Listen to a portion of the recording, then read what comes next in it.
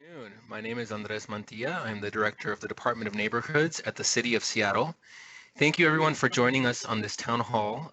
This town hall is in collaboration with the mayor as well as other departments within the City of Seattle in an effort to bring you the most current information available. We are going to present this town hall in two parts. The first part will be a presentation from Mayor Jenny Durkan and Councilmember Herbold, followed up with a Q&A. The second part will be presentations from departments. With regards to questions, I would like to mention that this town hall is to be for resident and neighborhood focused. For any media attending, if you would like to ask questions, please reach out to the mayor's office communication staff. For residents asking questions, please type in any questions you would like to ask in the chat feature. For those questions directed at Mayor Durkan or Councilmember Herbold, please type those in during their speaking time. All others will be directed to the departments after the webinar during the second half of the town hall. As always, we will do our best to accommodate as many questions as we can. I would like to take this time to remind you about the mayor's COVID-19 resource page. This is a great resource for finding all the latest updates from the city. So please visit the COVID-19 resource page at www.seattle.gov/mayor/COVID-19. DON also hosts a weekly webinar every Friday at 2:30 p.m. In order to join that, I will put the link in the chat here shortly. I'm now going to pass it over to Mayor Jenny Durkan to begin her presentation. Thank you, Andres, and thank you for convening this. I also want to thank Councilmember Herbold for joining, and thanks to all the people from West Seattle who are on this. I think one of the hardest things about this pandemic response is the huge impact it's had on our community. We know that there's been both a health impact as well as an economic impact, and together they've created a huge social impact. I was reviewing some of my notes earlier this week from the very beginning. We are 2 months into this, but on February 28th, when we learned about the first COVID case in King County, and then the next day about the death, we immediately started working with leaders at the county level and the state level. And we're also blessed to be home to some of the best scientific research people. I found the notes from one of the first conversations I had with them in that first week of March. And because of the research they had been doing with the Seattle flu study, they were actually able to type the genome of the COVID virus and see how it spread through the community. At that time, we thought we only had a relatively handful of cases, but because of their modeling, they were able to determine at that point we probably had close to 1,000 cases. And without quick and swift action, we would have over 70,000 cases at the beginning of April. We got together with our community leaders at the state level, the county level, and the city level. And I think very blessed to be working together and speak with one voice. And we did what was very hard. We just knew that the only way we could stop the transmission of this virus was to stop people from coming together, because that's how the virus transmits itself. And so we began to turn the dial and closing down parts of our community. It has been really hard for people to stay home. We know that so many people have lost their jobs, small businesses have closed, and families have been really hurt by this virus. We also know that these impacts have shown to a great degree the inequities in our city that existed before. The racial demographics of who is suffering the pain of both the health impacts and the economic impacts could not be more clear and more unjust. Our communities of color, and particularly our African American communities, have suffered the greatest, both in terms of unemployment numbers and the health impacts. So we know as we go forward and finally come out of this, when we reopen as a city and a community, we've got to reopen differently. We've got to build back better. But we're a long ways from building back. We've done everything that was asked of us. We have flattened the curve. We saved our healthcare system from collapsing. And the good news is, because of that, 95% of the people in Seattle and King County have not been exposed to this virus. But the bad news is that means most of us are susceptible. And so as we start moving to the next phases, we will see a rise in the virus. And that's why it's so critical that the state and the county and the city have been trying to let everybody know exactly what the metrics and the science we're using to guide us are. We believe in science here in Seattle, and we will be guided by the public health truths. And we want to communicate really clearly to you at each stage what it is each of us can do to slow down this virus and what we can expect from each of our governments. We know this has had tremendous impacts on all of the city, including West Seattle. We also know there's going to be a lot of questions today about the West Seattle Bridge and other impacts directly. And I want to address some of those directly because I know we won't be able to get to everybody's questions. You're going to hear from a number of my cabinet members who will address the phases that we're going through. The West Seattle Bridge is a vital piece of infrastructure, not just for West Seattle and the city, but for our whole region. One of the most traveled corridors we have. But we know losing that bridge and not having the ability to use it has had huge impacts on West Seattle, even in this time when people are staying home. I really want to commend Councilmember Herbold for working with us around the clock to not only center the communities in West Seattle and Del Ridge and South Park, but to be at the table trying to figure out how we move forward together to solve the mobility issues. We're moving on multiple fronts. We're going to do everything we can to see if that bridge can be fixed, and if so, how quickly we can fix it. At the same time, we're going to be working on how can we replace the bridge if we need to do that. I've already had multiple discussions with our congressional delegation, with our state leaders, our state delegation, the county, and Sound Transit, because we want to explore all avenues in both repairing, replacing that bridge. We know that we've got to have that vital infrastructure back as quickly as possible. We've gotten a lot of questions about why more people can't use the lower bridge. We really have to preserve that bridge for our first responders, fire and police, and for transit so we can move the most people. There's a couple of things that restrict it. Number one, we just can't afford for it to get too congested because we know we have to be able to have those critical first responders get through. But also because it too has load restrictions, and we have instruments there trying to measure to make sure that we don't create too much load on that bridge and lose it. We're looking at all mobility options in the meantime. We're talking to King County and Metro about increasing foot ferries. We're talking to the Washington State ferries. We're looking at every option we can to see how we increase mobility. We also know that the traffic patterns have had huge impacts on communities like South Park, and we'll be looking at ways to reduce and mitigate against those impacts, to look at smart ways to have better signaling and better intersections. But even with all of that, we know that there's a huge impact, and you have my word that we're going to do everything we can to work as quickly as we can to increase mobility there. And I will say West Seattle is fortunate because you have not only Councilmember Herbold, who is just a terrific advocate for her district. You know, you have a number of other very influential people there, including our council president, Teresa Mosqueda, Dow Constantine, Joe McDermott, Congresswoman Jayapal. All of us working together are going to do what we can for West Seattle.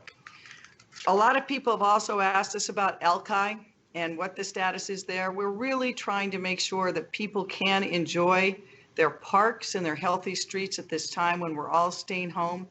We know that that's a critical outlet for people's mental health and their ability to get outside. But we've also seen that Alki can get too crowded, and we really need your help in making sure that people keep moving and keep those parks open. It can't be the place for picnics. It can't be the place for barbecues and the volleyball games and all the things we've done over the years at Alki.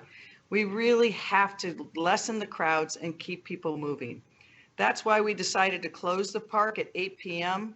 because we were able to determine that that was one of the times when people were gathering as they shouldn't in this public health crisis. And so we want to continue to listen to the West Seattle community about how we get Alki so that it works for the neighborhood and community, but doesn't get too crowded. Again, South Park, we know there's been huge impacts already. We want to work with the South Park community and with Del Ridge and Highland Park to make sure that we are thinking very thoughtfully that as people move in and out of West Seattle, we don't have unintended impacts on communities that already are so fragile. We also are standing up. We've done some testing in South Park. Today, there was a testing facility set up at the stadium. We're going to work as hard as we can to try to get as much testing as we can in the communities. Testing has been one of the greatest struggles that we in Seattle and Washington State have. Our public health officials estimate that before we can reopen, we might need as much as 5 times the amount of tests on a daily basis that we have now.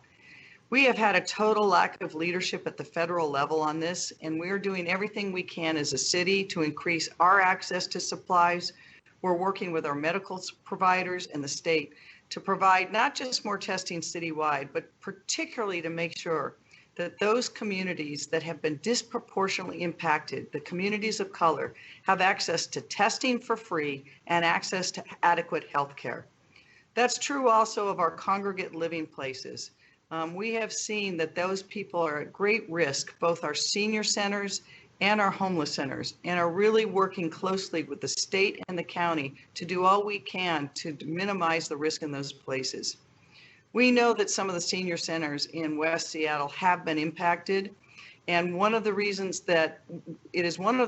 why our fire chief has led the way, and we were able to get our emergency medical personnel in the fire department certified to administer tests.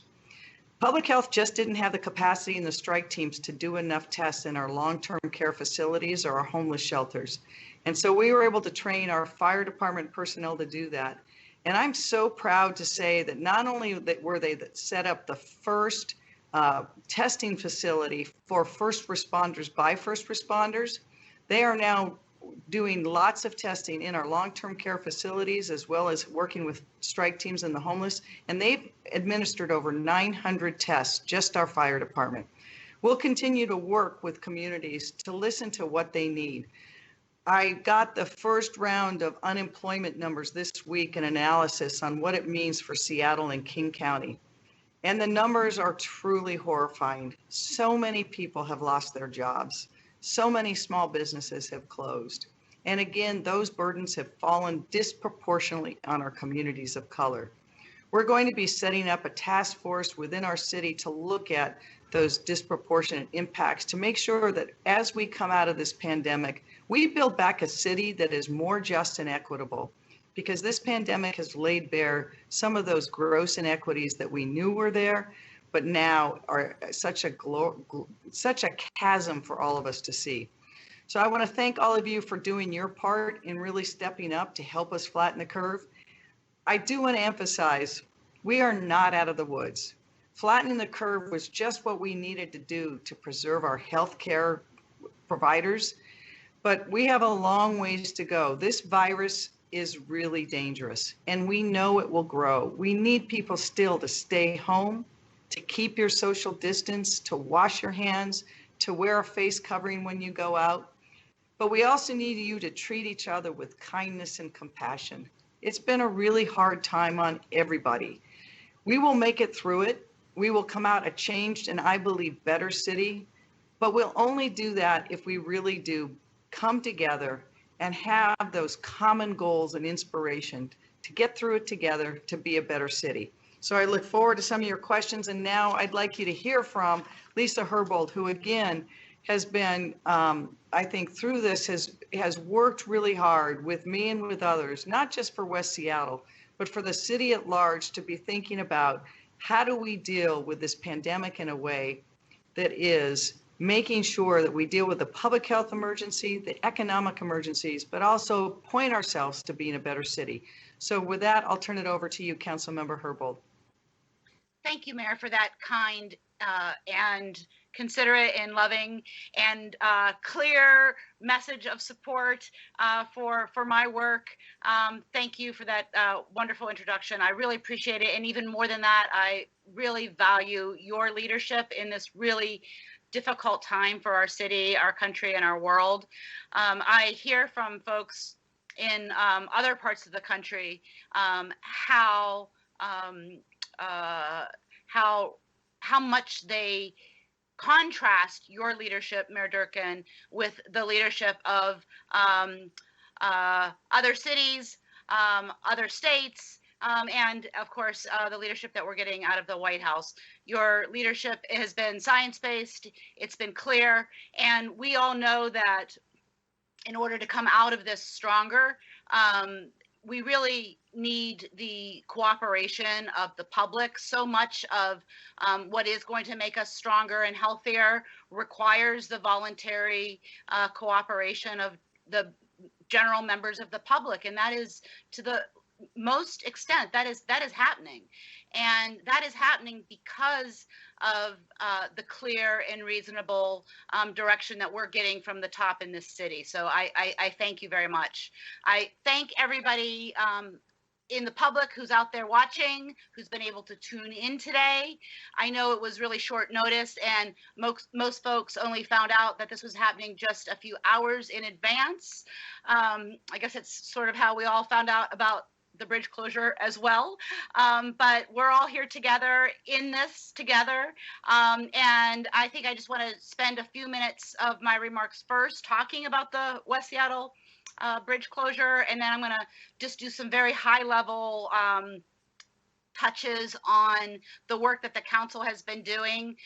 In many instances, the work that we're doing is responding and adding to the mayor's emergency orders. The council has the ability to approve, reject, or amend the emergency orders. And so much of our work has been doing that, but we've also been passing our own legislation, but again, largely related to the same issues that the mayor has been enacting emergency orders on. So we're really aligned on the issues that we need to be focusing on behalf of the residents of the city.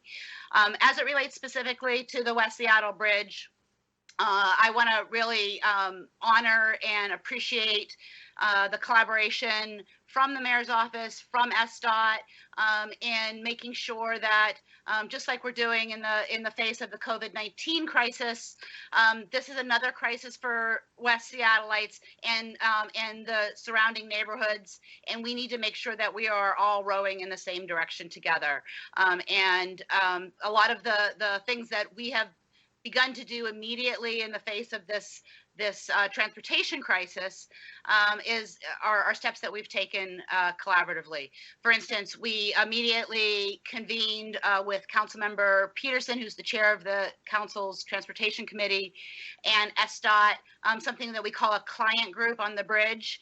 And we're focused not only on the phases associated with stabilization of the bridge and decision making about replacement or repair, but we're also have a laser focus on many of the traffic management needs that we have now and that we know that we're going to really need to emphasize as we open up more businesses. And so this client group meets once every 2 weeks. We get a weekly report from SDOT on the activities of the previous week. I share that the information from the weekly reports in my weekly blog posts.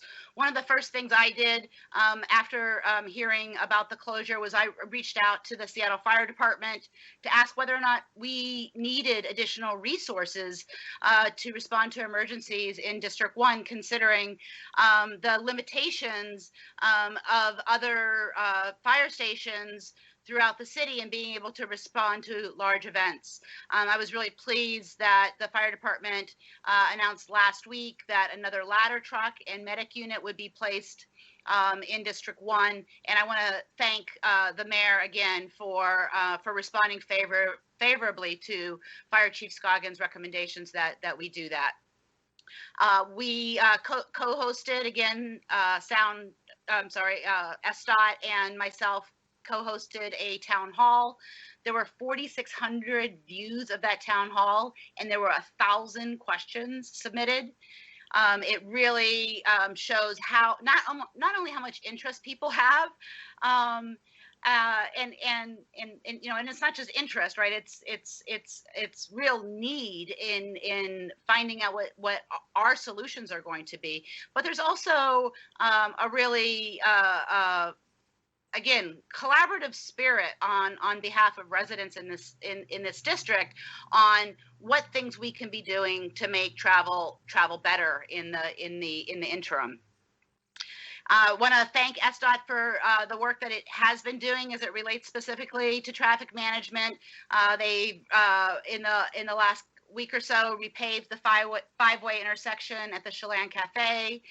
They've retimed signals on Roxbury. There'll be repaving of Roxbury between 16th and 18th, both on the city side, and then on the other side of the street, which is owned by King County. King County is also going to repave their part of the street. There'll be, and of course, the traffic light that was very quickly installed at the top of Highland Parkway.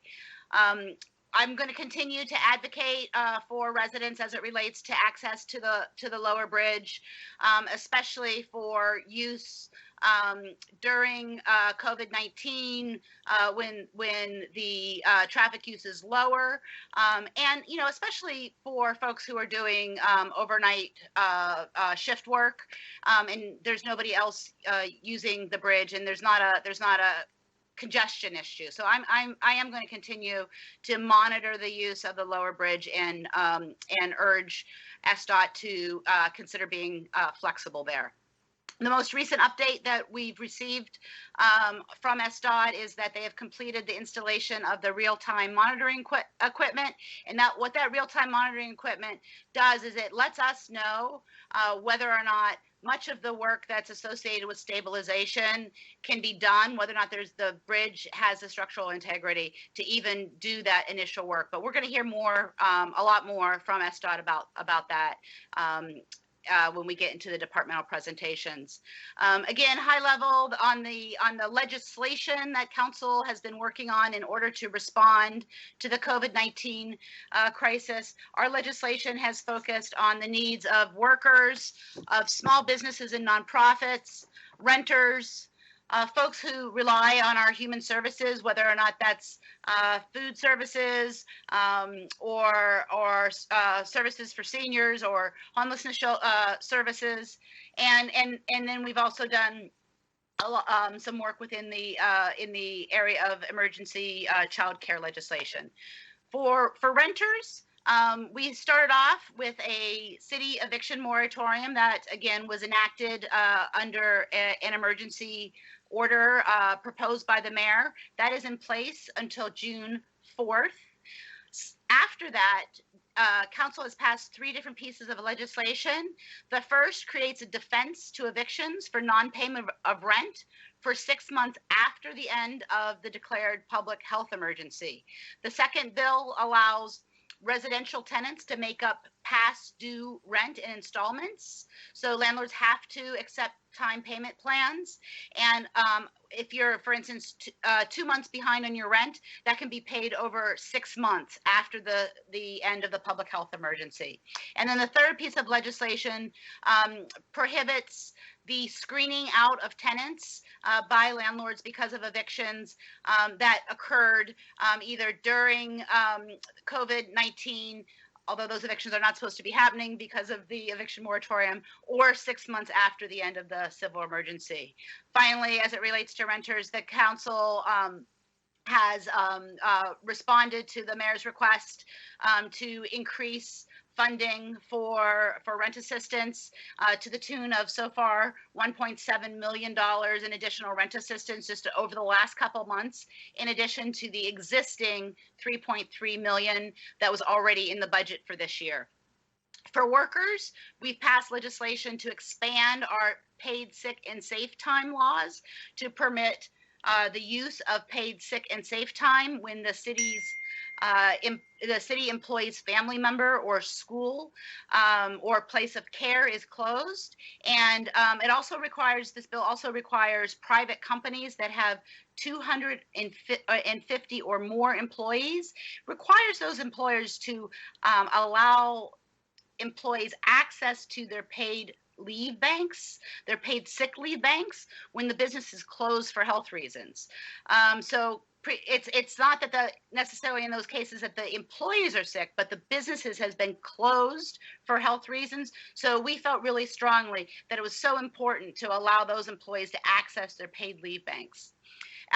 Further, I'm working on a bill with Councilmember Lewis to provide additional pay for Uber and Lyft drivers and transportation delivery network drivers like Grubhub, Postmates, and Uber Eats. These drivers are providing essential services in food delivery, and they're transporting essential workers. And so it's really important to make sure that those drivers are being compensated, not just for the risks that they're taking doing this essential work, but also the extra effort that they have to take to sanitize their vehicles in between each and every trip. In the area of small business and nonprofits, again, this work, the work that the council has done was really layered on to the leadership of the mayor. The mayor proposed an eviction moratorium for nonprofits and small businesses so that they cannot be evicted for non-payment of rent. But in those cases, the rent is still owing. So what the council did is we passed legislation that, again, just like we did for tenants, for residential tenants, we're doing this for small business and nonprofit tenants.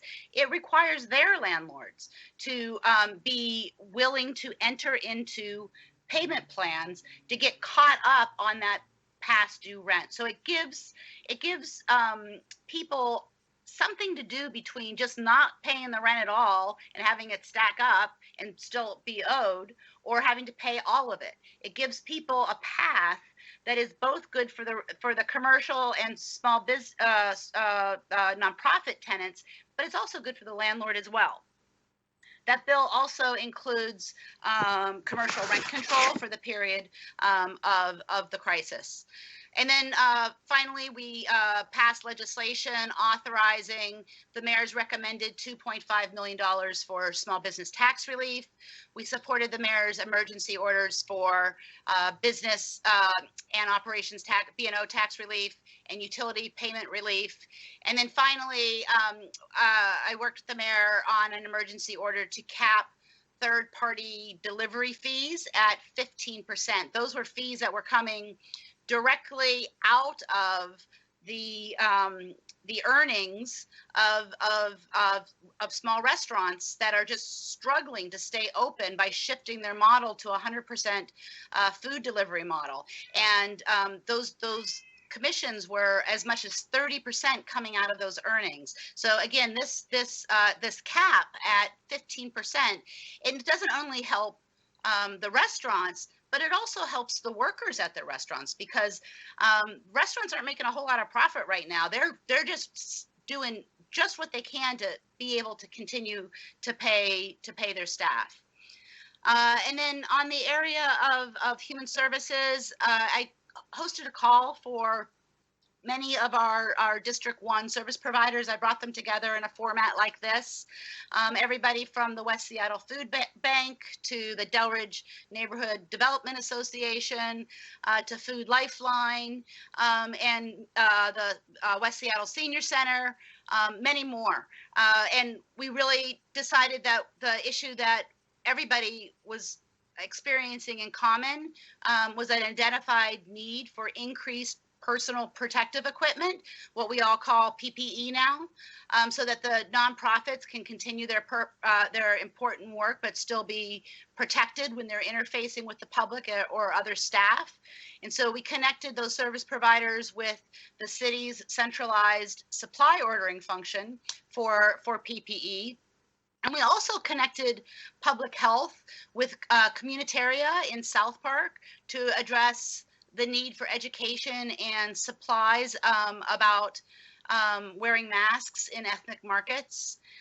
We also have worked to, in the human services area, worked to connect frontline workers and homeless shelters with a quick turnaround coronavirus test resource that the Seattle Fire Department is providing, and really am so grateful for the fire department and their willingness to share their testing capacity that was really focused on testing first responders. They, on our request, agreed to provide this service to our frontline shelter workers as well. We're also engaged with the Human Services Department and the Mayor's Office better policies and practices focused towards people living unsheltered, spanning the range from better access to hygiene facilities, as well as halting encampment removals consistent with the CDC guidelines during this crisis, and supporting the navigation team to remove only encampments in extreme conditions. And then finally, you may have heard on the Human Services side that Youth Care and HSD, the Human Services Department, have been working together to open up the Southwest Teen Center. And to allow that location, that facility, to be used by Youth Care, so that they could move some of and practice social distancing within their youth care shelter. They can move some of their young people out of the youth care shelter in one location, and have some of those young people come to the Southwest Teen Center. Other things that we've been focused on is passing emergency childcare legislation for children of healthcare workers and first responders, and advocating that those employers of those healthcare workers should pay their staff hazard pay, since the parents of the children that they're caring for right now, because those child care centers are really mostly open only for essential workers right now. The parents of the children that these healthcare workers are taking care of are at higher risk for contacting the virus, so these workers themselves are putting themselves in harm's way. Yes. Sorry, we have some questions coming in here. If you can just quickly wrap up, and then we'll go to some questions from the community here. Absolutely, just about to do so. We've also passed legislation authorizing over $6.2 million in food vouchers. The constituent emails that my office has been answering in this time are over 4,000 emails, which is about 4 times the number of emails that we typically answer in a month. And as it relates to public safety issues, I just want to tag that I'm in regular contact with Chief Best about public safety, especially public safety issues related to the businesses that are closed in our business districts. Also working to monitor the city jail population and encourage its reduction. Current city contracted population in the King County Jail is under 50 individuals, and it's usually about 180 people. And just in closing, I want to flag that we are anticipating a $300 million shortfall for this year's budget for 2020. We cannot expect an austerity budget to help our city truly recover and the people in the city to truly recover from this economic crisis. We must have progressive revenue to replace the revenue that we lost. We cannot expect that the packages that are coming out of Congress are going to do that. I just read an article yesterday that 43,000 millionaires are going to end up receiving stimulus funding, averaging $1.6 million for each one of those 43,000 millionaires. We have the most regressive taxation system in the country, and we really need progressive revenue to replace the revenue that we're losing. Thank you. Great, thank you, Councilmember. We have a few questions here that we'd like to get to, and as a reminder, if you do have a question, please put it in the chat box. And if we don't get to it with the mayor or the council member here, we will try to address it with when the departments do their webinars. So Mayor, going back to issues of transportation, there's a question here around additional types of transportation, whether it be investments in the water taxi or additional bus hours. Can you talk a little bit about the solutions that the city is brainstorming with Metro? You're on mute, please. Thank you for that, Andres, and thank you, Council Member, for all of your words and all the work that you've been doing. It is an all hands on deck, all options on the table for mobility from West Seattle. We are talking with King County Metro about adding additional water taxis when traffic starts to pick up. We're also looking at, can we add additional transit? We're looking at how we do more mobility. I mean, we want to do everything from, can there be a new mosquito fleet that goes from even Salties or Alki or Fauntleroy and comes to downtown Seattle? We're talking the Washington State ferry system to see if there's any additional capacity there that might work. There's no stone that's going to be unturned about finding more ways to get from West Seattle while the High Bridge is out of commission. We will continue to look at requests for uses of the low bridge during the regular work hours, and we will continue to keep that for transit and for emergency responders. But council member and others are asking us to look at a range of uses that may benefit West Seattle and the community at large, including healthcare workers who we might need in our emergency rooms or to respond to the COVID emergency, who need to get quickly from West Seattle. So we'll be open to all those requests, but what we have to do is make sure that we don't lose that bridge too. And in the meantime, we will look at every mobility option that we have.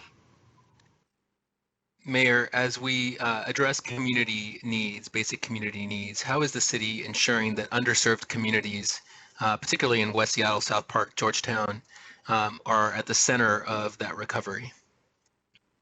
We saw in very stark relief at the very beginning of this what might happen in our economy, because one of the first actions we took was, as an employer, we decided to activate our telecommute practices. And today, almost 60% of the workers in the city of Seattle are telecommuting for their job.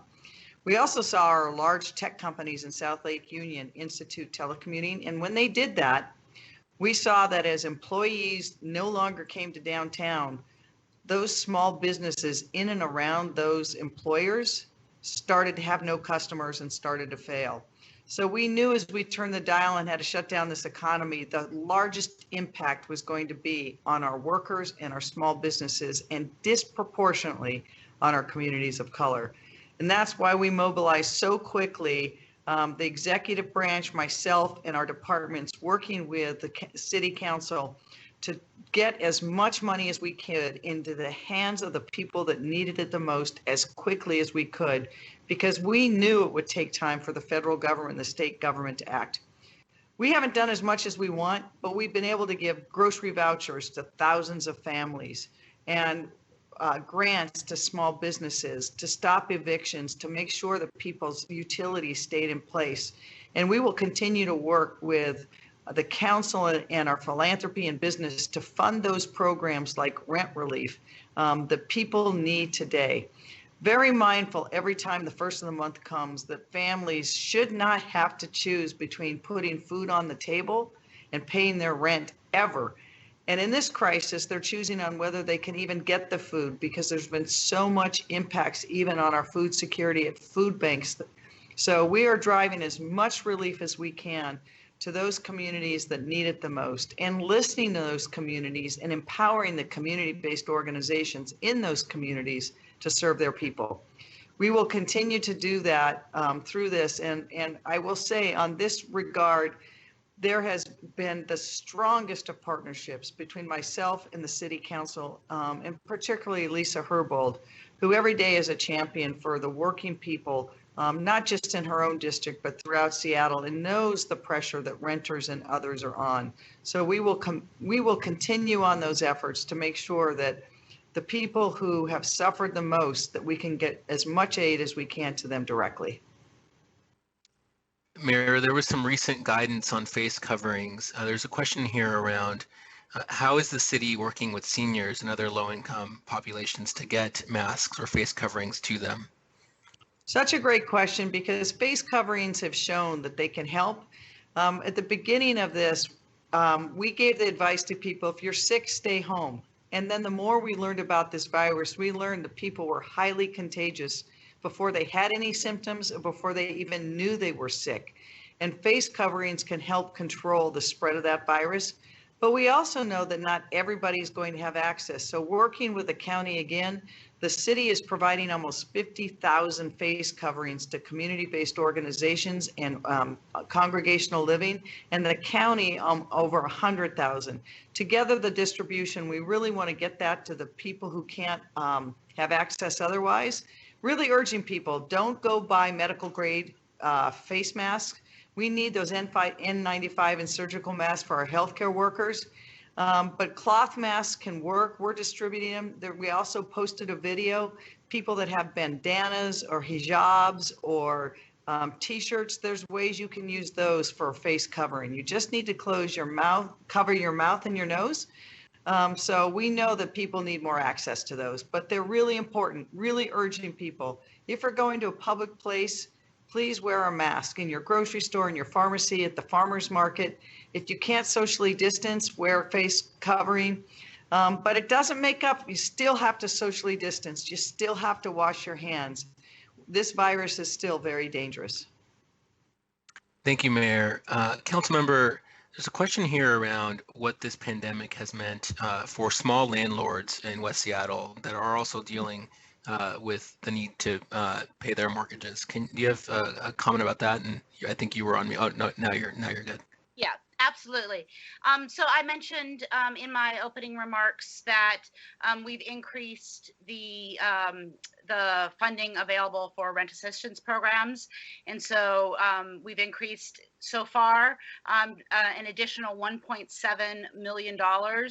And that is just over the last 2 months on top of the $3.3 million that the city had already contributed to rent assistance. Now that's just the city's contribution. The home-based program, during just these last few months, has and that's the program that is the statewide eviction prevention fund. It has grown in size fourfold just in the last 2 months. So I think people really understand that we can't just simply give relief to tenants on rent, but we have to also provide a resource to tenants so that tenants can continue to pay their rent. And so we're gonna keep doing that. But then I also am aware that there are national efforts to create coalitions of tenants and small landlords to take the argument to the federal government that small landlords also need foreclosure relief from their financial institutions. Some financial institutions have already done that. Freddie Mae and Fannie have both given some forbearance on rent during this period of time. But again, we recognize that those dollars are still going to be owed. It's just that the banks are giving landlords more time to pay those costs. One of the other things I want to flag is I'm in conversations with the King County Assessor's Office, because I know another one of the burdens on small landlords is property taxes, and so the King County Assessor is working on some property tax relief ideas that he has that hopefully we'll be able to share more information with you about those in the upcoming weeks. Thank you, Councilmember. Mayor, there's a question around the Stay Healthy Streets program. Can you talk more about the city's plan to make some of those permanent, and is there a plan to expand that?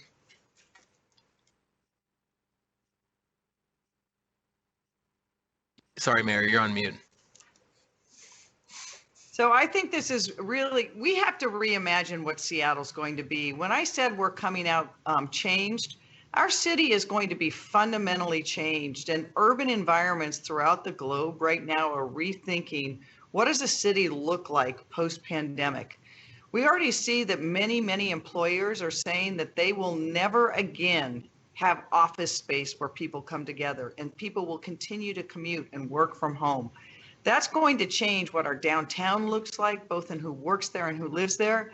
But it's also going to mean that our urban villages and our neighborhoods and communities are going to be a center of living in a way they haven't been for a long time. Safe streets, I think, is not only will be permanent, but I think it will help us reimagine what does that community and neighborhood look and feel like. Those are already, none of those streets are the streets that are arterials. They were never streets that people were meant to use as their main passage for vehicles. And by opening them for families and communities and neighbors to have more space to walk, to bike, to see each other, it's been an incredibly healthy thing. And I think it will be a healthy thing moving forward as we start to reimagine in each part of our city what Seattle looks like and how we can be better, not just through this pandemic, but coming out of this pandemic. And I think we will see a different kind of city where we, again, can reduce our reliance on automobiles. We can have streets available for communities and neighborhoods. People can still get access locally if they need to get to their driveway or their house. But to really reduce the amount of traffic flowing through that, I think will be a healthy thing in the long term. And we've gotten a lot of positive feedback from people throughout the city, how they use it, how they love it, and how they want to continue it. Especially on Beach Drive. Thank you, Mayor. Next question is around business reopening.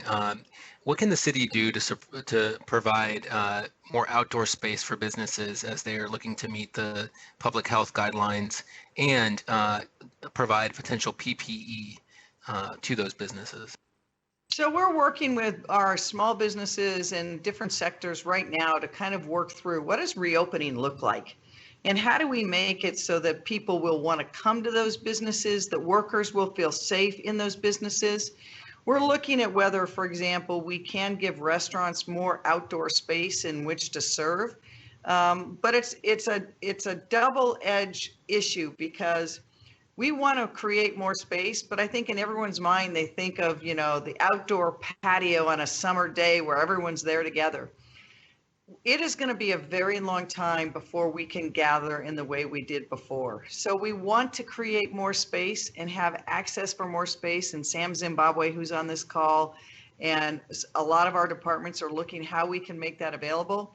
But it's not going to be a space where we can have beer gardens or large tables of people gathering together. We're in this for a very long time, no matter what phase we're in, where there's still going to have to be significant social distancing. And every business is going to have to rethink how it did business before and how it not only keeps its employees safe, but it gives its customers confidence that they are safe.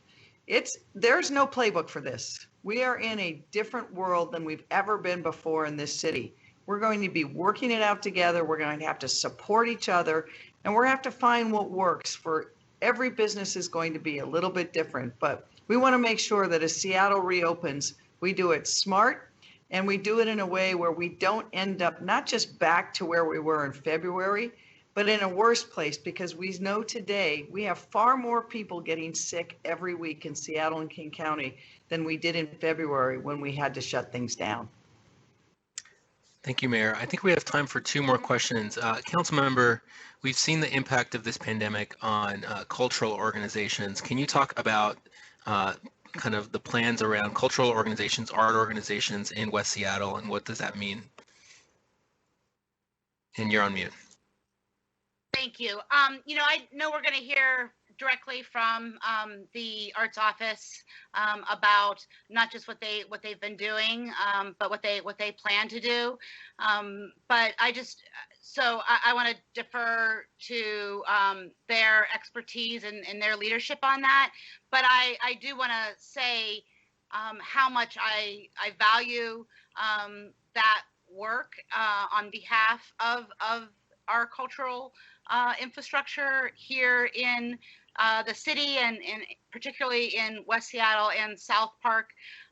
It's part of what makes life a life worth living is what we are able to experience through arts and culture. And I think many of us are realizing that in a way that is really profound right now. And many of us are looking for new ways, not only to support artists, but to get that kind of enrichment and fulfillment that creative endeavors provide all of us. And then finally, I want to just recognize what I think most of us know to be true is it's not just part of what makes a life worth living is being able to enjoy and get enrichment from the arts, but it's part of what makes a city a livable city, and it's part of what makes business want to open up new businesses, bring more sort of innovation to a city, is when you have a vibrant arts culture in that city. And so there's a really important economic development component of arts for our city, but also for the artists who do that work. And it's really important that we center our efforts as a city on a recognition that the arts are a livelihood for people. And we want to make sure that the ability to benefit from that livelihood is one that extends into Black and Brown communities in a way that is equitable with other demographics of folks who are artists, and that's an area that I think this city and other cities also struggle with, is that some of the highest paying arts jobs are jobs that are not held by Black and Brown people. So I know that the Office of Arts and Culture is really focused on that issue. And I know that a lot of the financial support that we're providing in this time is really focused on that, using that equity lens. But I know we'll hear more about that from them later. Great. Mayor, the last question for you here is, with no vaccine available or for the foreseeable future, how do Seattleites continue to remain positive and have hope through this time? So I think some of what Councilmember Herbold just said is a reflection of what can give us hope. Is even through this hard and dark time, I have seen so many acts of kindness and courage and love. It's neighbors checking on neighbors. It's our healthcare providers showing up at risk to themselves, our grocery store workers, people checking in on each other's. If you get to Pioneer Square, look through some of the boarded up businesses there that now artists have turned into just beautiful works of art that bring us together as a community and tie us together. We're in this for a long haul, folks. And we have been really successful in beating back this virus, but we're still at great risk. And we know when we come together that the virus will go up, and that we're hoping that we have enough testing and contact tracing that we can keep track of that so that we can do what we need to do to stay safe. But it's a marathon. But this city is a tough and gritty city. It's a loving and compassionate city. It's a demanding city.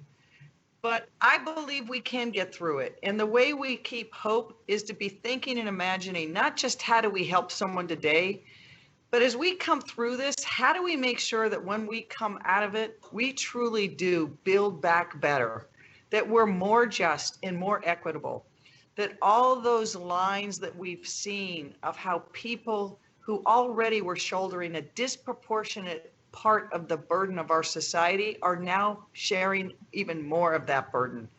And we reach out and make sure that doesn't happen, that we really face head on the implications of systemic racism and recognize its impacts on every part of our society, that we learn from history and that we take those lessons and say we can be better than that. I believe in this city. I believe in my bones that we are the best city with challenges, but with those challenges, we also have great opportunity. So I think we keep hope by looking at each other, by being kind, by knowing it's going to be hard. People have suffered. People will continue to suffer, but we also can come together and we can be stronger because of it. And we can take joy in things like our art together and our culture together, by the work we're doing together to really reach out to those people who need it the most, and by setting an example for the nation, that if you're smart and compassionate and loving, you can make hard choices and you can get through it. So that's what keeps me hopeful, is what I see every day in this city, and reinforces my love for this city. Thank you, Mayor. Thank you, Council Member. We're going to have to move on to the webinar portion with the departments, but thank you for joining. Everyone stay safe. And can I Okay. say one last thing, Andres? Yeah, go ahead. I want the people of West Seattle to know that these webinars don't just happen. They come together because the teams of people behind it, and everything that the council member and I were able to talk today about on what we've been able to do as a city in terms of rent relief or grocery vouchers and all those programs happen because we have such a tremendous team at the city of Seattle. I couldn't be more proud of not just how each of my department directors have stepped up, but how the workers of the city of Seattle immediately defaulted to their values. They knew that to get through this, we had to turn in on a dime and try to take care of the people that needed it the most. And we had to do it in a way that could be enduring and last through the duration of this crisis, to create connections when we were pulled apart. And so I just want to thank all of the people from the city who are on this call, but just as importantly is the teams of people I know who are behind you, who are working really hard to make sure that we can not just make it through this, but be a better city in the meantime. So thank you for all the work you've been doing too. Thank you, Mayor. Thank you, Council Member. Okay, we're going to move forward here on the slideshow and give you a short overview of the webinar topics. If you can go to the next slide, please. So our agenda here is we're going to start with Director Mariko Lockhart on the No Hate campaign, and then we're going to hear from Director Lee and Director John around small business and worker resources, and then from the Office of Housing on eviction moratorium and rent relief. Then Director Johnson's going to talk about homelessness. We're going to hear about food access, actually, from my colleague Audrey. And then we're going to hear from the utility from Deborah Smith. And then Sam Zimbabwe is going to talk about the West Seattle Bridge. And then Randy Engstrom about artist relief in Seattle together. Then we will go into a question and answer period. So please continue to enter your questions into the chat box, and we will address them at the end of the webinar. So we're going to go to the next slide. And I will turn it over to Mariko Lockhart. Mariko. Thank you, Andres. It's really such a pleasure and a privilege to be here. I'm really grateful to all of the folks who've come out to engage with us. You know, we're here to serve you. I'm really heartened and so proud of the message that the mayor gave about the city's commitment to address systemic racism and in all of our efforts, you know, in this pandemic and then beyond, which is where we have a tremendous opportunity. And one of the things that has, you know, like been really concerning to all of us has been, as I'm sure you're all aware, the uptick in racist violence specifically directed at our Asian community and across the country. And we know that this type of reaction and violence and bias, acts of bias, come out of fear and ignorance. And we want to clearly communicate to everyone that COVID-19 is not the Chinese virus or the Wuhan virus, that no specific group of people is responsible for its spread. Like the mayor said, we are basing our response on science, not rumor and innuendo or fear and ignorance. And as Seattleites, we need to come together and support one another and not allow racism to flourish. The mayor also said we need to learn from history, and you know, many of you will remember the other times in which racism has shown up in response to crises before, or have experience in your families, as I do in mine. I am half Japanese and half Black, and my Japanese family was incarcerated during World War II after the attack on Pearl Harbor. After the 9/11 attacks on the World Trade Center, we saw a huge surge in Islamophobic vitriol and violence. In 2014, the Ebola outbreak led to an intensification of anti-Black racism, especially toward people of West African descent. And so trying to address this issue, the mayor asked Kuvu, who's the director of the Office of Immigrant and Refugee Affairs, and I to coordinate a response in the immediate term.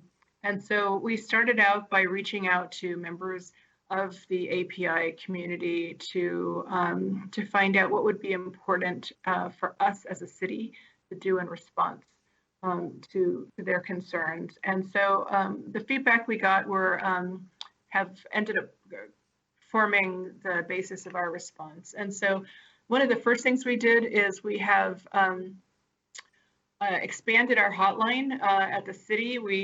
That is housed by my office, the Office for Civil Rights. We have always had the hotline, or we've had it for many years, but we want to make sure that we're really getting the word out. That is on the slide that you can see. The number is 206-233-7100.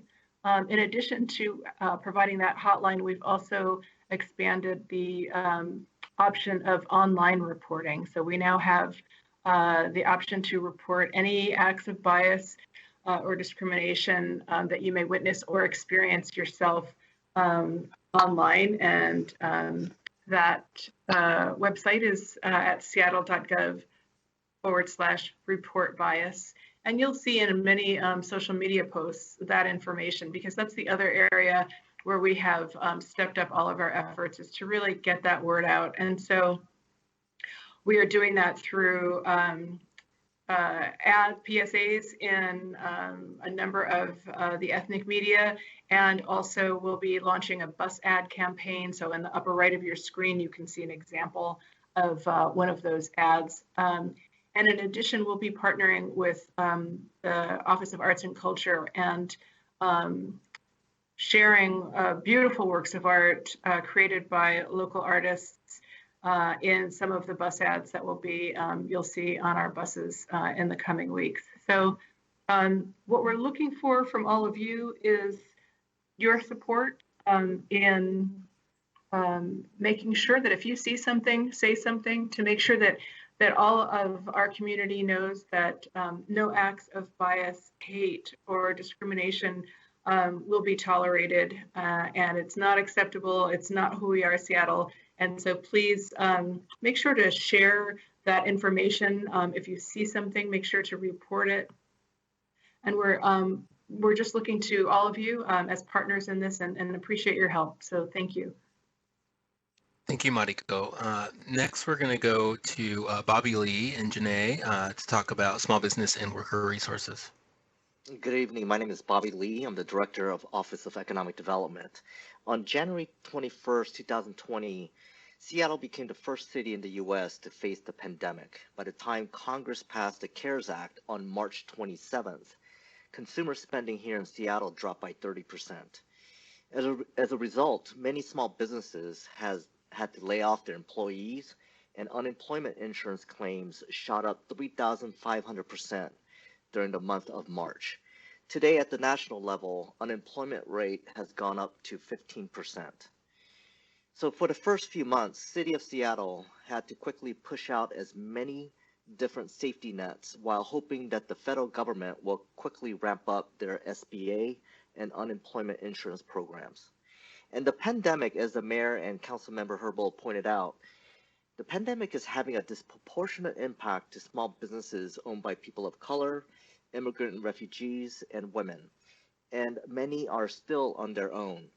While the coronavirus does not discriminate based on race, without immediate action, its economic fallout will disproportionately affect underserved communities.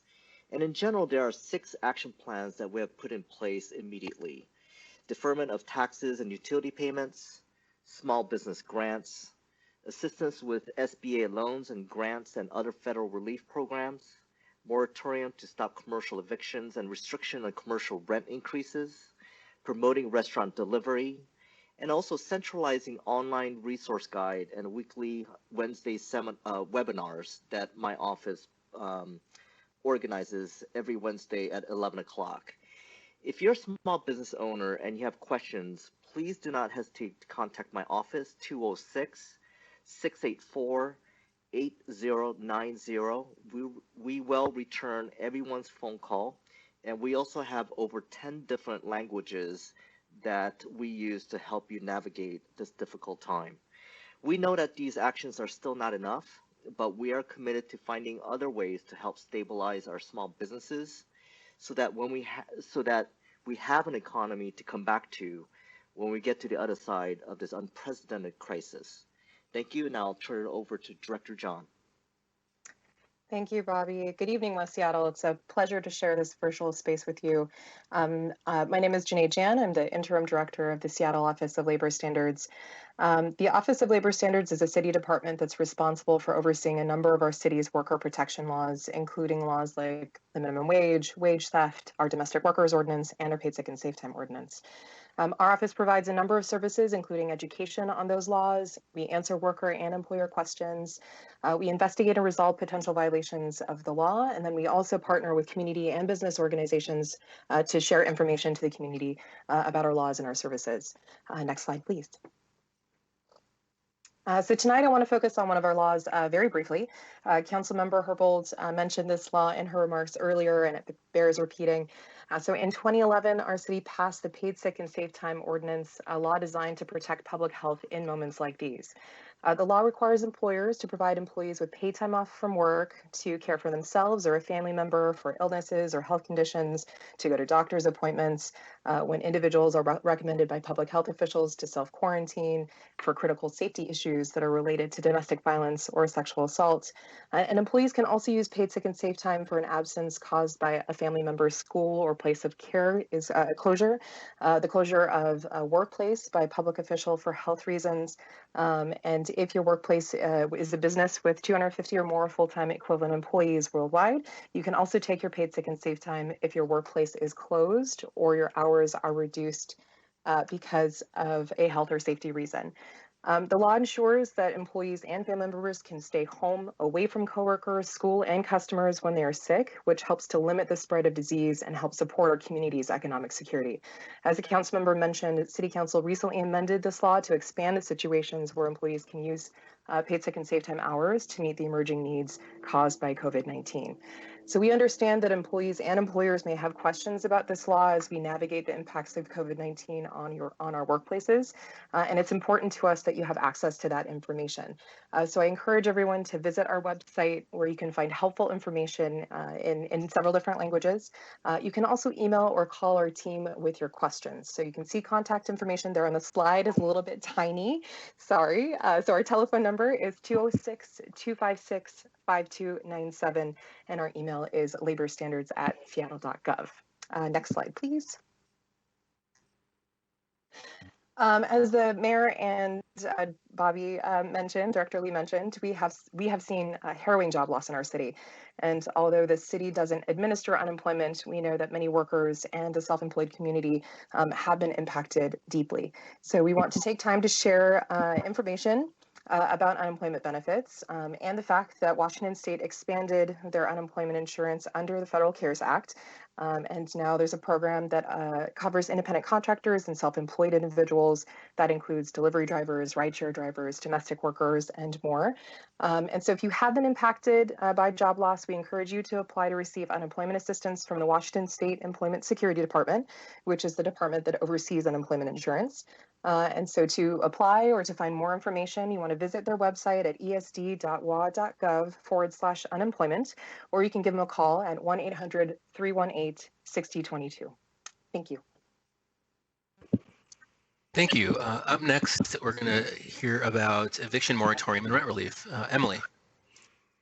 Thank you. Good evening, West Seattle neighbors. The mayor and Councilmember Herbold both discussed the topics previously, so I will be brief. We care about your housing stability in these challenging times, and we understand that many residents are struggling financially and unable to pay their rent or mortgage. If you're a renter, you should know that on March 14th, Mayor Durkan signed into law an eviction moratorium. And on April 17th, Governor Inslee extended a statewide eviction moratorium and provided even more protections for tenants. This law is in effect through June 4th. And during this time, you cannot be evicted for not paying rent. Your landlord cannot charge late fees or increase your rent or deposit amounts. But during this time, if you can pay your rent, you should.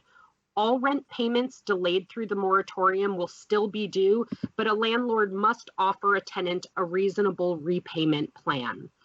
And if you believe that your landlord's violating the moratorium, you can contact the Washington Attorney General's office, whose information is on this slide deck, to make a complaint. In addition, as Councilmember Herbold mentioned, Council has voted to provide residential tenants with a defense against evictions for 6 months after the coronavirus emergency moratorium in place right now expires, and also voted to require landlords to offer payment plans to residential tenants. As was previously mentioned, we are working hard to offer rental assistance to low-income households in need. Last month, the United Way launched a rent assistance program called Home Base that provides assistance to households under 50% of area median income who are impacted. And the city contributed to that fund along with private money. And we've made and committed additional federal dollars, $4.1 million, to invest in rental assistance. Some of that new resource will go to United Way's Home Base program. We're hopeful that they will reopen their application process and they can be reached at 211. And another portion will be made available through community-based organizations, including those with a track record of providing outreach to marginalized communities. So please stay tuned for information on how to access those newly allocated resources. If you're a homeowner and you're having trouble or may have trouble making your mortgage payment, call your loan servicer, who's the organization that you make your mortgage payment to. And depending on the type of loan you have, they are either required or strongly encouraged to work with you to help out. If you have trouble getting help after you speak to your loan servicer, or if you know you can't make payments, call the Washington State Homeownership Resource Center. Their information is also in this slide deck. We want to make sure that homeowners do not lose their homes because of this crisis.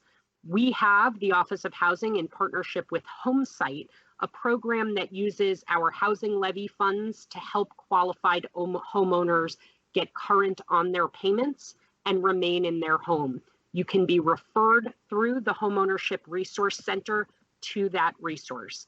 Again, we aim to be a resource for you. You can find out more information or contact us at seattle.gov/housing/COVID-19. Thank you very much. Thank you, Emily. Next, we're going to go to Jason Johnson, talk about homelessness. Jason. Andres, thank you so much. And hello, neighbors. Good to be on a town hall with from my own neighborhood here in West Seattle. My name is Jason Johnson, and I have the great privilege of serving as the director of the Human Services Department, a department whose role is to ensure community safety, health, affordability by combating hunger, violence, poverty, and homelessness. We do all of this through an equity lens to ensure that we are addressing racial disparities. And today I wanted to talk about some of the critical work that the city is doing in partnership with King County and Public Health to ensure that shelter, outreach, and hygiene services are in place as part of our response to the COVID epidemic for people experiencing homelessness. Next slide.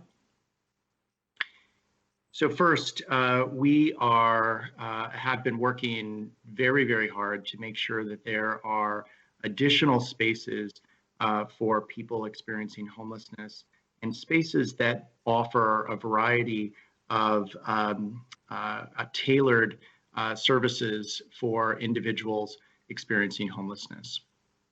So first, we, in partnership with King County and Public Health, want to make sure that there are isolation and quarantine beds available when someone without a home needs to isolate from the rest of the community. And there are a number of additional beds that have been created across the county to make sure that there are these isolation quarantine options available. Likewise, in preparation for very full hospitals and clinics, we wanted to make sure that there were additional beds available for people who needed to recover from COVID. And we have open right now a assessment and recovery shelter in Shoreline, but have at the ready hundreds more spaces in the case when our hospitals become beyond capacity and we need additional spaces for people to go. We know that there are thousands of individuals experiencing unsheltered homelessness, meaning they are sleeping outdoors. And so the city has been able to open new shelter capacity, brand new beds as part of the shelter system in a variety of neighborhoods throughout Seattle. And I think, in response to COVID, one of the most critical bodies of work that the Human Services Department has been able to lead is to de-intensify or redistribute the beds that are in large, high concentrated congregate shelters in the city and use additional spaces like facilities at Seattle Center and community centers, such as the community center that Councilmember Herbold mentioned at the Southwest Teen Life Center, to make sure that there is more space and that people have beds that are at least six feet apart, have access to meals and services so that they do not need to leave these locations. And we believe this has greatly positively impacted the spread of COVID in the homeless population at shelters. Next slide. We also want to ensure that outreach continues, and the city has a navigation team whose job it is to engage with individuals who are experiencing homelessness and living outdoors. Since the COVID-19 outbreak, the navigation team has been focused on making sure that individuals have access to the information they need from public health. They have also been distributing hygiene kits and working 7 days a week to provide outreach services and provide litter removal. They've changed their services and how they schedule encampment cleanups and encampment removals, and are really, suspending that body of work and only conducting that work when living structures have completely blocked sidewalks, are prohibiting safe entry and exit from buildings or facilities, or if there's a severe public health or safety danger for the occupants in an encampment or in the greater area. Really appreciative of the navigation team and their ability to continue their important life-saving work out in Seattle streets. Next slide. I want to thank the Seattle Public Utility for their leadership in ensuring that there are more hygiene facilities and hygiene services available across the city. They've been able to show great leadership in partnering with Seattle Center, FAS, Parks, and the Human Services Department to make sure that there are critically important hygiene services available during the COVID outbreak. Parks has been able to accelerate the opening of winterized parks restrooms. We've been able to open temporary hygiene locations with porta potties and hand washing stations.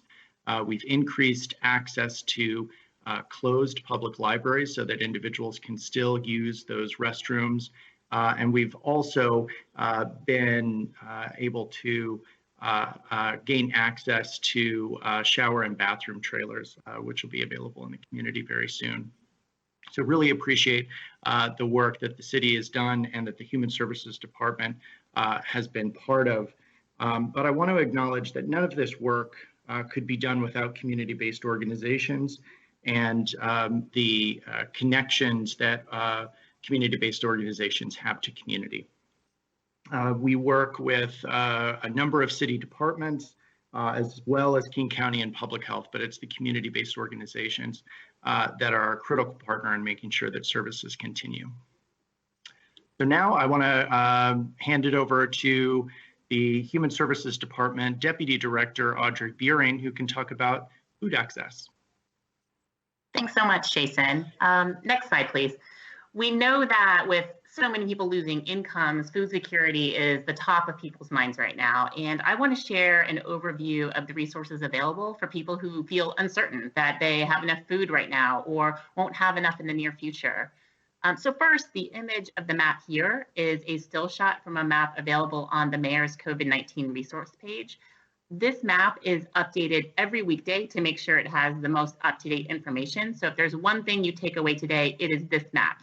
As meal programs shift to delivery services or food banks might have to change their hours, this map will provide you with the information you need to access a variety of food services in your neighborhood.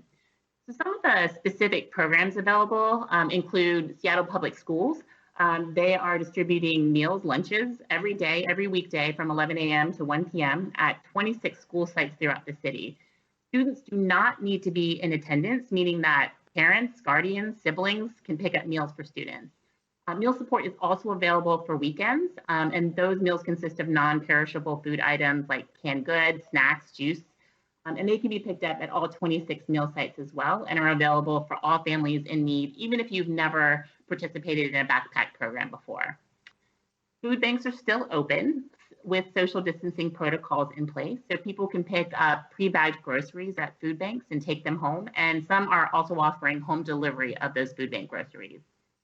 Almost all of the year-round senior meal programs are still operating and have changed to offer to-go meals or food boxes that are in many cases also available for delivery. So the map I referenced before on the COVID-19 resource page has the details of specific services for each food bank and meal program. For folks who are part of the Basic Food Program, or you might know it as EBT, if you previously didn't receive the maximum benefit available to you, you should have seen that benefit increase to the maximum now for your household size due to the Families First Coronavirus Act passed by Congress. In addition, you can now use your SNAP EBT cards for online ordering of groceries for pickup at Fred Meyer and QFC. You just go to their website, do your online shopping, and when it's time to pay, you just click Pay with EBT, or you can use EBT for grocery delivery from Amazon Fresh, Amazon Pantry, and Amazon Grocery to Go at amazon.com/snap to register your EBT card. Also, grocery vouchers. The mayor launched a program to provide weekly grocery assistance for 8 weeks to families enrolled in many city childcare assistance or food assistance programs, as well as folks engaged with a number of community-based organizations. Through this program, we've been able to provide emergency grocery vouchers for 8,000 households. And now we know there's more need in the community for this program, and so we're working with private sector and philanthropic partners to raise additional funds so more people can benefit. And finally, I want to highlight the grassroots community resources on the mayor's COVID-19 resource page. Many, many community groups have stepped up to offer food assistance at this time. And again, every offering we know of is included on the website, and we encourage people to visit and bookmark the website. Thank you. Thank you, Audrey. Next, we're going to hear from Deborah Smith from Seattle City Light. Deborah. Hi, thank you so much for having us, and thank you for spending your evening with us. My name is Deborah Smith, and my partner in crime, Mommy Hara, and we run Seattle's publicly owned utilities. So that's electric, water, stormwater, sewer, and solid waste. And many communities receive those services from investor-owned or for-profit utilities. But for us, you are our investors. You are the folks that we work for, and we're honored to do so. And we appreciate the opportunity to look for different and new ways to meet you at your point of need right now. Next slide. So very early on, one of the first things that the mayor's office and the council said was, how can our utilities help? These are essential services. So we want you to know that since March, we've been suspending all utility shutoffs and reconnecting all customers who were previously shut off. We recognize that we provide essential services and that these have never been more important to you, with folks staying from home, working from home, and schooling from home. So that's true for residential and commercial customers. We're working hard to create flexible payment plans for you. We're reaching out to commercial customers in particular, but all we need is for you to reach out to us. If you're having troubles making your utility payments, please reach out. We're here to help, and we are absolutely committed to finding something that works for you. We've got the utility discount program, which is really one of the coolest things about Seattle. The UDP, as we call it, offers a 60% discount from your electric rates and a 50% discount from your water rates. We've always worked collaboratively with the Human Services Department, thank you, Jason Johnson, to administer that program. And what we've done now during this COVID time is we have taken a previously authorized pilot, which allowed folks to self-certify, which makes it a whole lot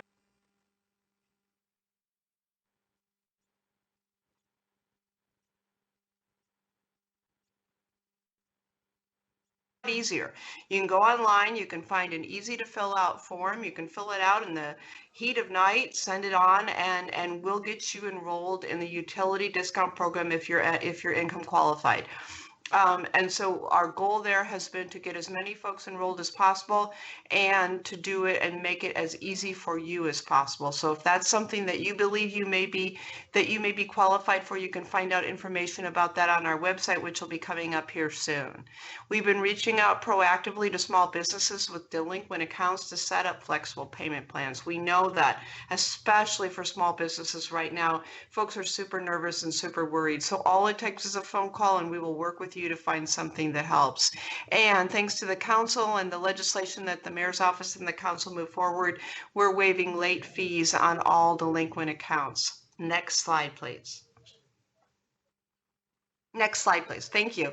So accessing utility bill relief. So, again, we're here to help you, to request a deferred plan, to make a payment arrangement, to learn more about the bill assistance programs we offer. It's one phone call. We share a contact center.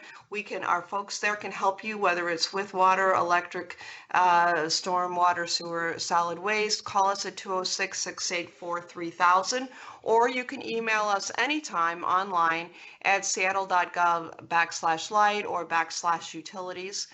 To access the fast track enrollment in the UDP program that I just mentioned, you can fill out and submit that form online at seattle.gov/UDP. Next slide, please. I think the thing we most want you to know is that we're here to keep the lights and the water on. And again, we understand that that's never been more important as folks have been sheltering in place and hunkering close to home. So we have staffed our organizations in a way that allows us to, one, ensure that we have people to make safe and to make ready should we experience outages, but also that we have our folks available to deal with things that may come up as we move forward. So we're pausing planned electrical outages except for emergencies or to support COVID-19 response sites until further notice. And we're committed to keeping our employees and the public safe. So social distancing, in-person greetings, gatherings, etc. And the thing that we want you to know about that is that you may come across utility workers who are working in close quarters. And we're working with them to make sure that they are doing so in a safe way that includes PPE, protective personal equipment, as well as social distancing. And sometimes it's not as possible. Please be tolerant, please be patient. Please let them know that you appreciate their work that's out there. They're doing their best to keep your services on so that you can do your best to keep your life moving smoothly forward. I guess the last thing I would say as the director of the electric utility is we also recognize that you're home more and you may be using more services. Please check out our website. We have energy efficiency folks, conservation folks who are available. They can work with you remotely. They can look at ways that you could increase your home's efficiency. And that's what we're here to do 24/7, 365 days a year. And we would especially like to do it for you right now. Thank you so much for your time. Have a great night. Thank you, Deborah. Next, we're going to hear from SDOT Director Sam Zimbabwe on follow-up of the West Seattle Bridge. Good evening, and thank you. I know probably a lot of folks have been waiting for this topic for the last little bit. I will reinforce what Mayor Durkan and Councilmember Herbold said and just give a couple of real quick highlights. So you can move on to the next slide, and I'll try to go quickly, but just to reinforce our priorities and what we're doing. Top of list is public safety, and we will always hold that as the top of our priority.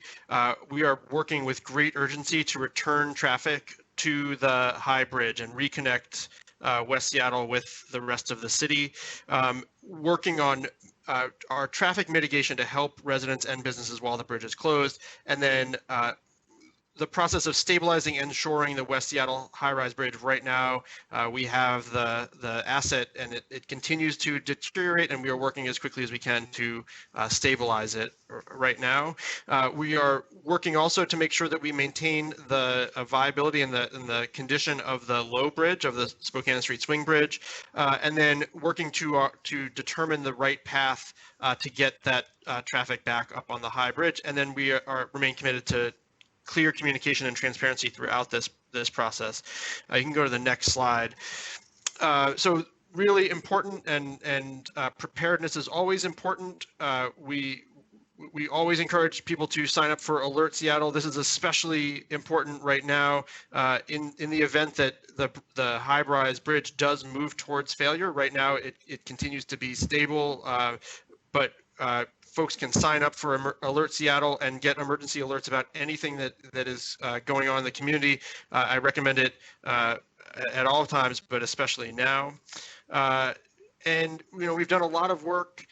You can go to the next slide. We've done a lot of work on what would happen if the bridge does move towards failure, including modeling what parts of the areas around it would be in danger. And so we've done some fall zone analysis that does include the area along the low bridge, and so we need to have as much warning as possible to make sure that we maintain public safety throughout this process. It includes a little bit of area on both sides and some of the roadways, including West Marginal Way on both sides too. You can move to the next slide too. So if we do move to, let's see, I guess just maybe go back one slide really quickly. If we do move to a point of failure with the bridge, we do have emergency road closure plans in place, and then have plans in place to clear the area as quickly as possible and get those other surrounding roads back open as quickly as possible as well. Now you can move on to the next slide and talk a little bit about just what we mean when we talk about transportation mitigation, connecting West Seattle and the rest of the city. So this is a really big change in the capacity of moving people and goods from one side of the Duwamish to the other. So where we had 21 lanes available to us, we now have 12 lanes. Of the 140,000 trips before, taken under normal conditions across all of the Duwamish bridges, the West Seattle High Bridge was 100,000 of those. So this is a big change, very rapid. We understand that. We understand the frustration that folks have at this time when there's a lot of other stresses in people's lives. We also know that there are limits right now to transit capacity because of social distancing requirements. So we know that there will be all of the above will be needed as we move people and goods to and from West Seattle, as well as in addressing the new traffic patterns in communities like Georgetown and South Park. As Mayor Durkan and Councilmember Herbold said, we are working very actively with Metro, the Port, Washington State Ferries, all of the above in looking for what we can do to increase the carrying capacity across. And we are working also to identify with private businesses and other mobility providers about what ideas we have, how we can help everybody, what we will need to do as a community to mitigate the period when the bridge is out. You can move on to the next slide. And I just want to break this up into three big areas of work that we are working on. We've got on the bridge, on the ground, and then in the community. So on the bridge, we brought on a contractor for the stabilization work, which includes the repair of some bearings that are on Pier 18, just on the east side of the Duwamish. We've also installed new monitoring instrumentation that is giving us real-time information about the condition of the bridge and really helps us understand what is going on and what direction we need to go. And we finalized that emergency response plan. And then we've begun the work on repair and what it means, what repair and or replacement would look like. And that will be some work that will still take us some time, and I'll talk a little bit more about that too. On the ground in the community, we've done more than 80 actions already to mitigate traffic. That includes a new signal, as Councilmember Herbold talked about, some repaving at the Chelan 5-way intersection, other things we've just begun to do. We know that there's more work ahead. In June, we'll begin the Delridge Way Southwest project that will include multimodal improvements and make way for the new Rapid Ride H line, and then some paving work on Roxbury between 16th and 18th in partnership with King County. And then we're also working on neighborhood traffic plans that we'll be bringing forward to bring forward ideas, engage with communities throughout the area on exactly what we'll need to continue to do on the ground in the community. Next slide. When we talk about in the community, we have been very proactive in talking to any group that will have us. We've been to nearly 20 meetings already. We've been activating mailing lists and all other forms of communication, and we continue to post regular updates, very detailed information on our SDOT blog. I encourage folks to sign up for those communications as well and be able to stay informed and stay up to date about exactly what's going on in the community. Next slide, and I'm almost done here so we can get to your questions. To get this right, we need more information. This shows some of those places that we've installed the instrumentation on the bridge, just what that looks like inside the hollow girders of the bridge, and this is really what is critical for us to be able to act with urgency to protect public safety and return traffic to the bridge as quickly as possible. Next slide. So just a little bit more about what we're doing coming up really quickly here. We've got neighborhood plans that we're working on exactly what projects we can bring forward, work on how we manage through the network capacity and how we move people and goods, and then continue this engagement with the private sector, with business partners, with residents, with various stakeholders. And there's a lot more on that to come soon too. Before you can move to the next slide, my last slide, really briefly, before we move on to Randy, just about Stay Healthy Streets. The mayor talked about this. This has been an effort that we've done to upgrade existing neighborhood greenways and work in collaboration with parks on Beach Drive near Alki to close select streets through vehicle traffic. So all access is maintained for people that live on a street, but we've closed streets to through traffic to enable, to open them for people walking and biking in the street, working to allow for recreation and transportation with social distance at the same time. We have received a lot of positive feedback. We've also heard some concerns about what that means for access, confusion about what street closed means and whether that street is open for people walking and biking. The Mayor Durkan has really pushed for us to think about this and think creatively about how we have thought about our streets, how we can do this, how we can do it in a sustainable way. We also know that there's a lot of additional work that needs to be done as we think about making these permanent. And I heard that there was a question that came in through the chat about ADA access. There are places along here where we have new curb ramps. There are places that still lack curb ramps. For now, using the street enables accessibility, but we know that making these streets and all of our streets accessible is very important to making the city open and accessible to everybody. So that is ongoing. We build a lot of curb ramps. Over 1,000 curb ramps a year we build across the city, and things like the Stay Healthy Streets help us focus our activities as well. I will pause there. I'll turn it over to Randy to take us home, and then look forward to questions and answers. Thanks, Sam, and thank all of you for joining us this evening in these challenging times. I first just want to thank the mayor and Councilmember Herbold, both for their leadership in this crisis, but also in their support for the cultural community, as you heard both of them articulate earlier today. I also just want to acknowledge each of my colleagues on this call who are putting in long hours and long days to try to help our city collectively get through this.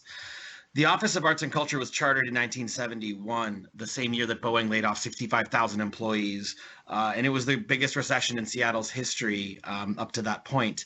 And when asked why you would create a local arts agency in the context of such an intense recession, Mayor Wes Ullman said, because we have to give people hope.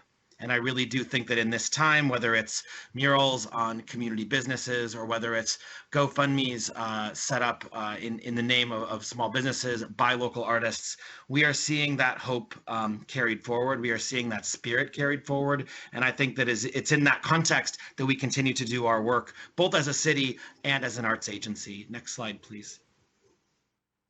We were the first city in the country to be hit by this pandemic, and we were the first city in the country to respond with an arts and culture intervention. We set up a $1 million art stabilization fund, putting resources out the door to over 200 cultural nonprofits throughout our city. We worked in partnership with Seattle Center and the Parks Department to provide over $400,000 in rent relief, and we also wanted to support individual artists. We know that that individuals, and particularly those artists of color, those low-income artists, were the most dramatically and disproportionately impacted by COVID when it hit. On March 11th, the cultural sector was essentially taken offline, and that was part of why we had to respond so quickly. We invested $50,000 in the Artist Relief Fund that was established by author Ijeoma Oluo, specifically for artists of color, and $50,000 to our partner Artist Trust, who also had an Artist Relief Fund for individual artists. We know this isn't enough. This $1.5 million was an opening conversation with our community. We estimate by some recent numbers over $135 million in lost revenue just from our cultural sector alone. So we know $1.5 million is not going to solve the problem, but it was important to say that the city is here for you and to give our community that hope. Next slide. Part of that hope is through this campaign that we've co-created with our partners in Department of Neighborhoods and now more than a dozen departments citywide, which is called Seattle Together. And really it is calling the question of how we can stay connected while we're forced to physically be apart. We heard the mayor and the council member both speak to the rising anxiety and mental health challenges that are increasing as we are forced to stay home and stay apart.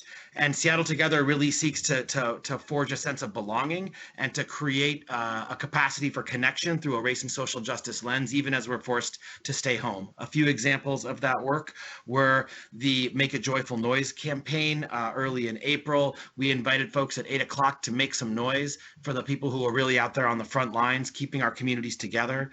That was really well received. The image you'll see right there on the screen is by South Park artist Amaranta Santis. She's one of 10 artists that participated in a campaign called Public Art Comes to Your Front Yard. 10 emerging artists of color from throughout the city who were each commissioned to create a series of yard signs that we placed throughout the community from South Park to Northgate. The Creative Advantage program has been a partnership between our office and the school district for many years, and we hired 30 teaching artists to create 10-minute lessons, 3 of them each, that are streaming online at the Creative Advantage YouTube channel, on SPS TV, and starting next week on the Seattle Together website. And that is for parents like me who are now learning how to homeschool their children. We are hoping to find ways to redeploy our creative community to meet the needs of our city at this time. We heard Mariko talk about the anti-hate and anti-bias campaign. This is actually one of the images by Amaranta that's being used to spread the message that we will not tolerate hate and bias. And Seattle Together is an amplification platform, not just for the Arts Office or DON, but for all of the city's work to try to meet the needs of our community at this time. And finally, Essentially Seattle, an idea that was conceived of in partnership with Seattle Public Utilities and realized in partnership and with resources from Seattle City Light. It is a project by which we will document, by hiring a fleet of artists, all of the incredible essential work that's happening on the front lines of our city, from our utility workers to our firefighters, our public health officials, to our grocery store workers. We really want to capture in this moment the folks who are standing up and leaning in, a lot of the unsung heroes of this effort. As you heard the mayor say earlier, webinars like this don't happen by themselves, and that's true of so many things in this city. There is a village of people who are putting it on the line to try to keep things moving for our city, and so we want to engage our creative community to help lift them up and tell their story. I hope that arts and culture continues to be a beacon for this community. I hope that our artists are able to help continue to keep us together and help knit this community back together when we're on the other side. And it's a privilege to be able to do this work at this time. Thank you all for being here today. Thank you, Randy, and thank you to all of our presenters and my colleagues. We're going to go into question and answer. We are running a little over, but we want to go and answer some of your questions here. If I don't get to all of them, we will be tracking these questions and we'll be noting the answers later. The first question goes to Sam Zimbabwe. Sam, when closing the West Seattle Bridge and then closing certain streets, what has SDOT done to kind of provide a balanced analysis of what does that do to traffic patterns in West Seattle? Sure. So as I mentioned, the closure of the bridge is a large change to the capacity to move people and goods across the Duwamish. The Stay Healthy streets are comparatively are on low volume residential streets that are already designated as neighborhood greenways, and so they already have traffic calming features that already are intended to serve really neighborhood traffic. And so the Stay Healthy streets are a way to make sure people have all ages and ability to get within neighborhoods to retail destinations, to neighborhood serving uses without needing to get into their car, to try to mitigate some of the travel constraints that we will have while the bridge is closed, both within and between West Seattle and the rest of the city. So it's really trying to provide people with as many different choices as possible so that everybody can make the trips they need to make. And we recognize that many people will continue to need to make trips by car. And that's also where, having a little bit less travel capacity on transit is going to be a challenge in the near future. But we need to maintain that the ability for those essential trips to be made by car while encouraging every other possible trip to be made by other means if people can make that choice. Jason, as you look at homeless shelters in West Seattle and shelter deintensification, what are some additional plans in West Seattle to address some of the homeless service? So we're really looking citywide and trying to look at what services and service infrastructure already exists, where we need to make changes to that infrastructure, and where there are gaps. And so we, while geography is critically important, we want to make sure that, when people are in a shelter environment, living in transitional housing, accessing, any kind of housing services, that they are in close proximity to their place of work, their school, other services that they need to access. And so, looking at geography, looking at and making sure that there is diversity of services across our city in all neighborhoods is really important. But right now, we're really focused on the individual spaces and facilities that the city has access to and how we can set those up in a way that complies with social distancing, has a provider who can adequately maintain hygiene and sanitation guidelines, and most importantly, that can offer 24/7 ability to provide a safe place for people to stay home and stay healthy. So we are looking across all neighborhoods in Seattle to see what opportunities exist to increase shelter capacity, whether that's new capacity or spaces that can be used for the de-intensification during this COVID epidemic. Emily Alvarado, the next question is for you. For those individuals that weren't able to either access or navigate the United Way process, what other ways is the city exploring to direct funds? Thanks for that question, Andres. Thanks, community members.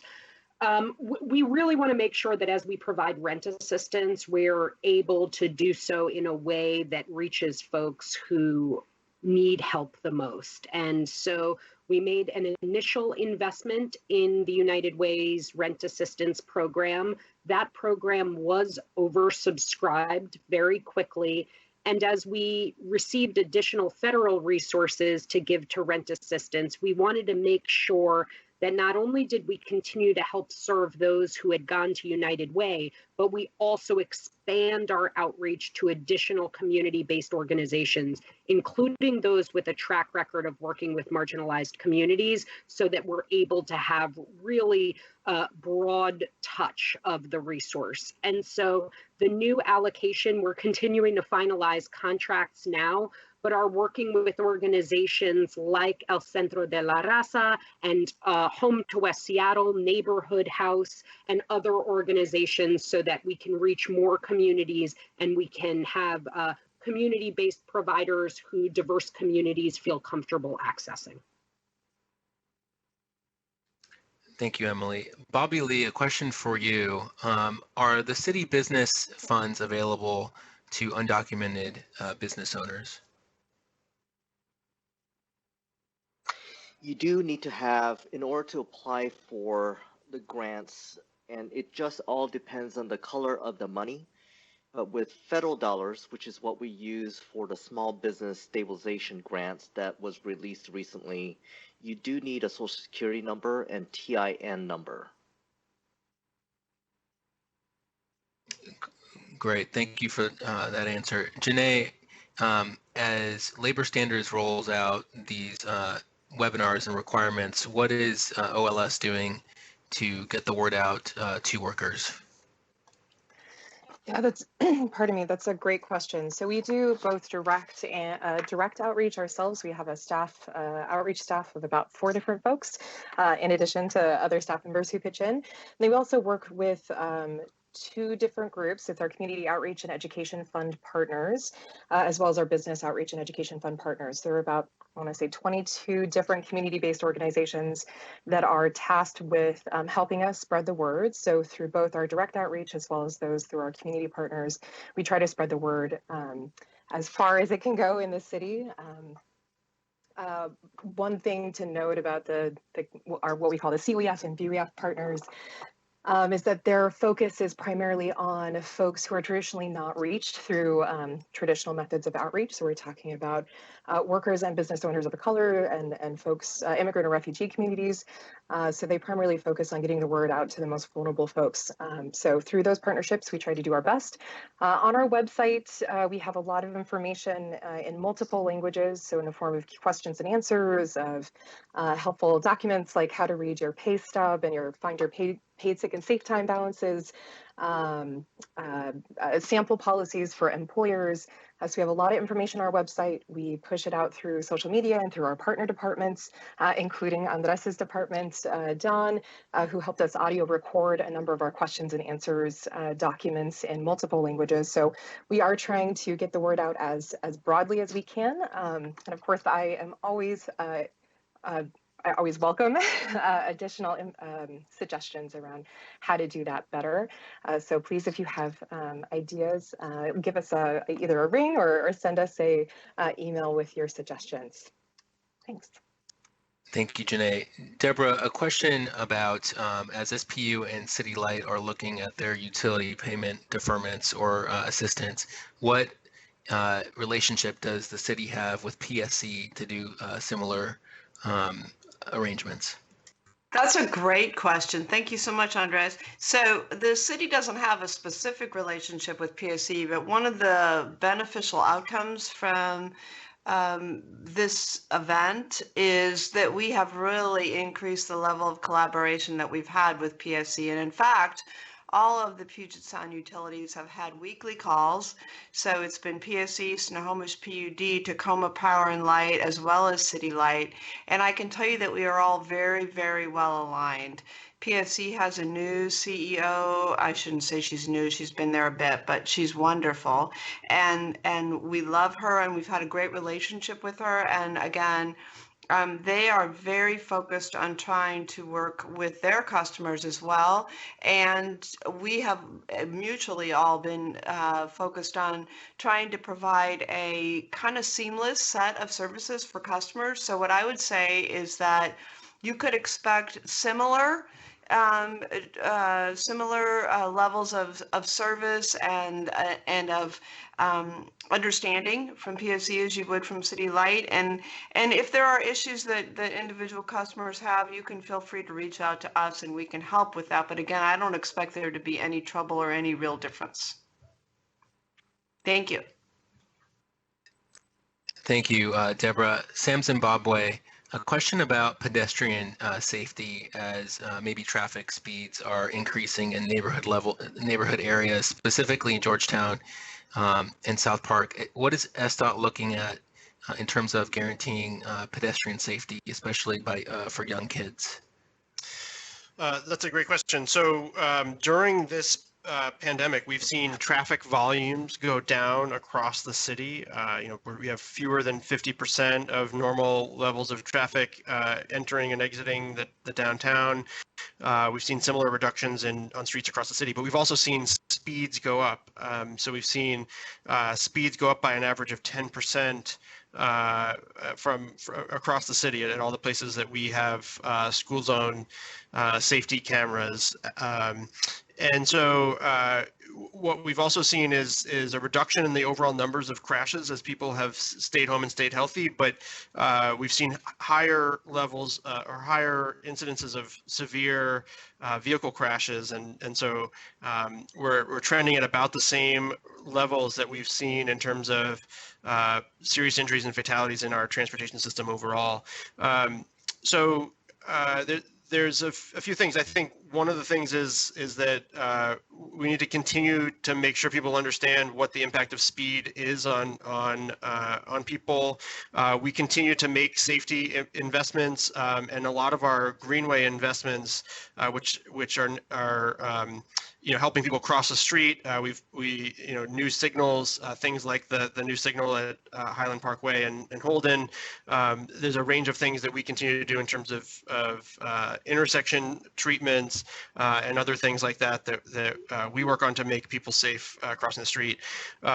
So it is, it's something that we are aware of and working to make sure that we manage speeding in our city.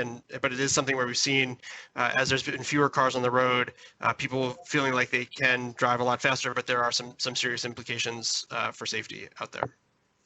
Thank you, Sam. And finally to Randy, as we look at the summer months, how is the city planning on supporting cultural festivals and or live music in a space where maybe there can't be convenings?